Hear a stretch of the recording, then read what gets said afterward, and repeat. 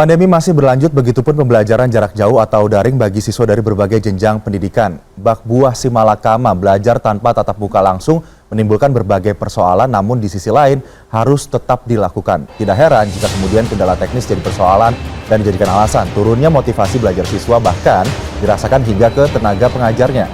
Hal yang lebih berat dialami keluarga dari latar belakang ekonomi lemah. Pasalnya mereka harus merogoh kocek lebih dalam lagi guna membeli kuota internet bagi anak-anaknya. Berbagai jurus dikeluarkan pemerintah, mulai dari dana BOS hingga bantuan langsung tunai kepada masyarakat yang terdampak pandemi. Namun bagaimana jurus meningkatkan kualitas pendidikan di tengah pandemi ini, dan apakah sistem pembelajaran daring yang saat ini diterapkan sudah tepat? Assalamualaikum warahmatullahi wabarakatuh. Shalom, Om Swastiastu, Namo Buddhaya, Salam Kebajikan. Bapak dan Ibu Dewan Juri yang terhormat, pada hari ini kami sangat senang dapat berkesempatan hadir di hadapan Bapak dan Ibu Dewan Juri sekalian dalam Lomba Karya Tulis Mahasiswa Internal Piala Bergilir Pascadiklat KSP Principium Fakultas Hukum Universitas 11 Maret tahun 2020. Yang pertama, izinkanlah kami memperkenalkan diri. Saya Bila Sabrina Putri Aulia. Saya Safa Hasa Sabila. Saya Tiffany Rizky Dianisa. Kami dari tim Yunus Hussein. Dalam beberapa menit ke depan, kami akan memaparkan hasil karya tulis ilmiah kami berdasarkan optimalisasi peran mahasiswa sebagai agent of change melalui Internal of Things. Di akhir presentasi, kita akan memahami apa saja keunggulan dan manfaat yang didapatkan pada aplikasi ini, serta apa saja yang membedakan aplikasi ini dengan aplikasi lain, khususnya untuk perkuliahan daring yang selama ini telah ada. Restorasi pembelajaran daring melalui aplikasi Sambat, sikat habis materi belajar at home, guna mencetak mahasiswa berkompeten serta berprestasi di era new normal.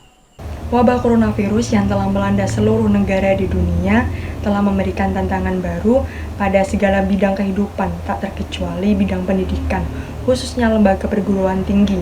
Surat edaran Kemendikbud Dikti nomor 1 tahun 2020 menyatakan bahwa Kementerian Pendidikan dan Kebudayaan telah melarang perkuliahan secara tatap muka dan memerintahkan perkuliahan secara daring.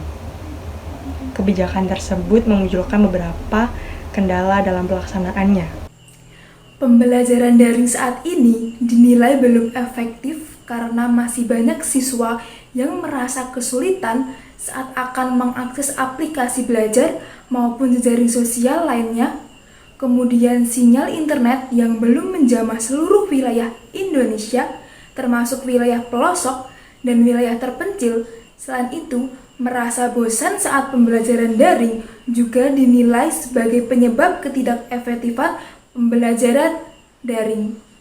Rumusan masalah yang kami angkat dalam KTI kami, yang pertama ialah apa faktor yang menyebabkan ketidakefektifan kuliah daring di era new normal saat ini. Yang kedua, bagaimana implementasi aplikasi Sambat, sikat habis materi belajar at home, guna mengatasi ketidakefektifan kuliah, serta sebagai sarana pencetak mahasiswa berkompeten serta berprestasi di era new normal. Jenis penelitian dalam KTI ini ialah penelitian hukum normatif, di mana penelitian dilakukan dengan memeriksa bahan dan dokumen perpustakaan ilmiah melalui penelitian pustaka. Kemudian, untuk metode penelitian yang digunakan ialah metode penelitian terapan. Artinya, dalam tulisan ini mengandung teori, doktrin, dan peraturan perundang-undangan yang digunakan dalam metode penulisan untuk mengkaji faktor ketidakefektifan kuliah daring. Kemudian, jenis data yang digunakan yakni menggunakan buku teks yang memuat pembelajaran daring dan terbitan berkala yang memuat identitas dan informasi. Bahan hukum dasar meliputi pendapat para ahli hukum serta peraturan perundang-undangan, sedangkan bahan hukum sekunder meliputi buku literatur dan literatur jurnal terkait tentang pertanyaan yang diajukan melalui review. Sambat merupakan aplikasi yang diciptakan guna menjawab persoalan dalam pembelajaran daring.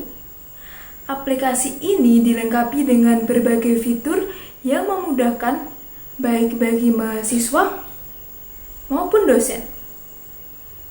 Fitur yang disediakan yakni kelas, tugas, diskusi, post-test, dan leave absen. Motivasi mahasiswa juga kian dipacu dengan adanya reward berupa e-book bagi mahasiswa yang mendapatkan poin tertinggi dengan akumulasi poin setiap 2 minggu sekali. Kebosanan sebagai momok utama juga dapat diminimalisasi dengan fitur diskusi yang diiringi dengan musik. Penerapan aplikasi Sambat. Aplikasi ini nantinya akan bekerja sama dengan beberapa universitas di Jawa Tengah. Kemudian, untuk mekanismenya, aplikasi ini akan memberikan kode sesuai dengan akun SSO masing-masing universitas. Selanjutnya, mahasiswa akan login menggunakan akun SSO masing-masing dan otomatis masuk ke dalam sistem yang terintegrasikan oleh universitas masing-masing. Sehingga diharapkan terdapat privasi dan keseragaman antara mata kuliah, fakultas, dan universitas masing-masing mahasiswa. Aplikasi ini juga bekerja sama dengan bidang kesiswaan, sehingga diharapkan aplikasi ini dapat tersosialisasikan dengan baik. Untuk e-book yang terdapat di dalam aplikasi ini juga bekerja sama dengan Kemendikbud, sehingga e-book yang akan didapatkan oleh siswa merupakan e-book yang sesuai dengan kurikulum dari masing-masing mahasiswa. Dewan Juri yang terhormat, masih banyak kekurangan pada aplikasi ini. Yang pertama, kurangnya keamanan pada aplikasi ini sehingga rawan pembobolan akun. Selain itu, aplikasi ini masih sebagai aplikasi percobaan sehingga rawan untuk error ketika diakses oleh banyak orang secara bersamaan. Surat Edaran Kemendikbuddikti nomor 1 tahun 2020 menyatakan bahwa Kementerian Pendidikan dan Kebudayaan pemerintah telah melarang perguruan tinggi untuk melaksanakan perkuliahan atau pembelajaran secara daring. Namun, tidak mudah dalam menerapkan kebijakan tersebut. Tentu saja muncul banyak masalah dan kelemahan terhadap kebijakan pembelajaran daring. Sambat merupakan aplikasi yang diciptakan guna menjawab persoalan dalam pembelajaran daring. Aplikasi ini dilengkapi dengan berbagai fitur yang memudahkan baik bagi dosen maupun bagi mahasiswa. Terciptalah retorasi pembelajaran daring dan tercetaklah mahasiswa yang berkompeten. Saran dari kami yakni dibutuhkan kerjasama antara pemerintah dan seluruh elemen masyarakat untuk memanfaatkan aplikasi ini dengan baik, sehingga aplikasi ini dapat mewujudkan tujuannya, yakni mencetak generasi unggul bangsa. Demikianlah presentasi dari tim kami, Yunus Hussein.